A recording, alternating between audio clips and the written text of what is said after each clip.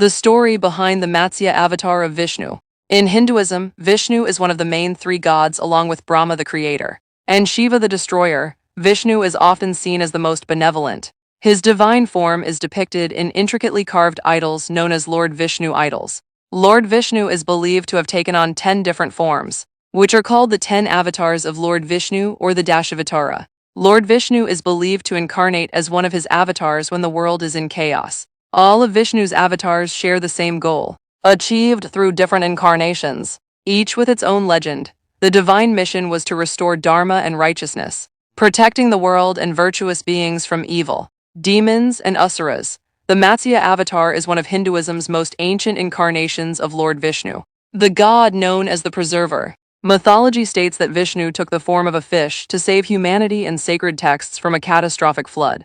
Life before Matsya avatar of Vishnu long ago. During a time when people had become selfish and immoral, the gods decided to bring order back to the world by making the whole world drown in a flood. Lord Brahma, responsible for recreating the world, worked tirelessly according to the wisdom found in the Vedas, the source of knowledge. However, during his exhausting task, Lord Brahma fell asleep and a demon named Hayagriva, with a horse's head, was born from his nose.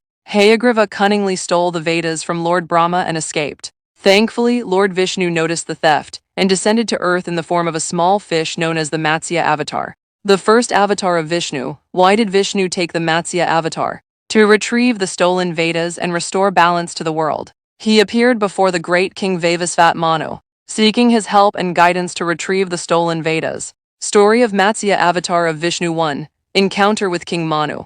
King Manu, a deeply devoted and righteous ruler, was engaged in his spiritual practices near the ocean. As he took some water in his hands, he noticed a tiny fish swimming in them. The fish pleaded with the king to save its life, fearing that it would be devoured by larger creatures. Touched by compassion, the king placed the fish in a small tank within his palace. To his amazement, the fish began to grow rapidly, outgrowing the tank in no time. The king then moved it to a small pond, but the fish continued to grow until even the pond couldn't contain it. Realizing its extraordinary size, King Manu decided to release the fish into a river, and eventually back into the vast ocean. To his astonishment, the fish revealed itself as Lord Vishnu, the supreme deity who had taken the form of the fish to test King Manu's faith and virtue. As King Manu humbly bowed before the divine Matsya, Lord Vishnu disclosed the forthcoming flood and shared his divine wisdom with the king. 2. Preparing and surviving the greatest flood. Lord Matsya, the divine fish, advised King Manu to gather representatives from every species of plants and animals, along with the 7 great sages, and bring them aboard an ark to save them from the impending destruction caused by the flood. On the 7th day, when the heavy rains and storms arrived, Lord Matsya appeared before the king and instructed him to secure the ark to his horn using the serpent Vasuki as a rope. Lord Matsya shielded the ark from destruction during the cataclysmic flood, while safeguarding the ark and guiding it towards Mount Himavan. Lord Matsya also defeated the demon Hayagriva and returned the stolen Vedas to Lord Brahma. During the journey, Lord Matsya shared profound wisdom and revealed important truths to the king. Upon reaching Mount Himavan, Lord Matsya vanished from the earth after instructing King Manu on how to rebuild and govern the new world with a fresh set of rules and moral values. This valuable knowledge became known as Manusmriti, the memories of Manu.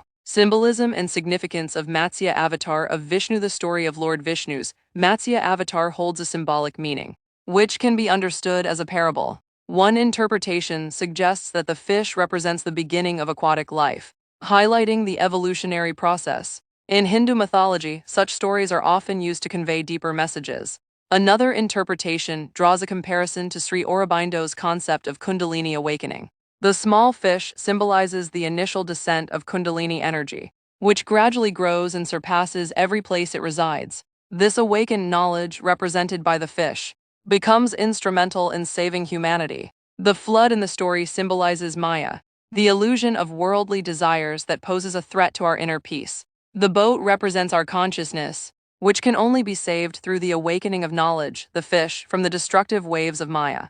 The 7 great sages symbolize the 7 chakras, the centers of knowledge within our bodies. Taking the boat to Mount Himavan signifies seeking refuge from worldly desires, enabling us to rise above them and attain truth and peace.